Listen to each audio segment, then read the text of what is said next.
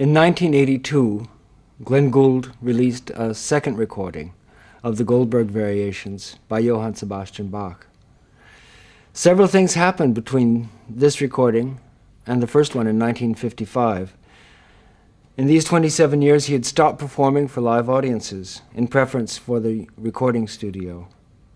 And during this time, recording technology matured to become more precise, and sound reproduction became truer and closer to the intentions of the musician.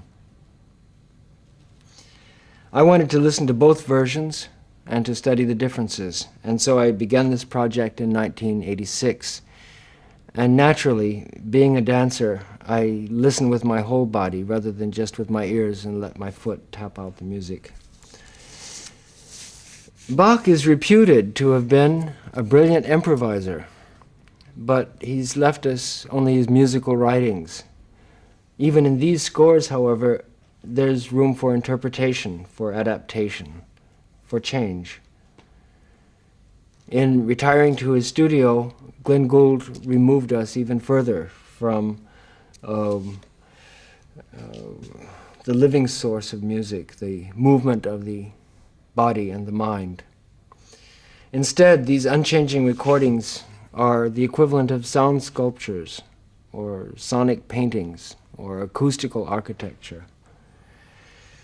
It was music as an art caught on the wing that was recorded in 1955, and by 1982, Gould could compose his version like a tile mosaic. But both of these versions are embedded in computer disk now and fixed really as music has never been before. And as I dance, I'm fascinated with this new reality. And I try to dance every performance differently with new spacing and new directions and new relationships to the notes. I want to examine the possible connections these two masters have left for us to hear, and reflect as well that every time we listen, we are different. However we, at the end of the 20th century, can fix the moment of performance, we don't experience this fixity twice the same. We, the listeners, are alive, as the music is not. And so the equation between the performance of music and the experience of it brings us back to the changes of our mind and to improvisation. The more I listened, the more I heard, and beyond the brilliance of composition and performance, the reassuring baritone of Glenn Gould can be heard. It's the vocal equivalent of foot tapping.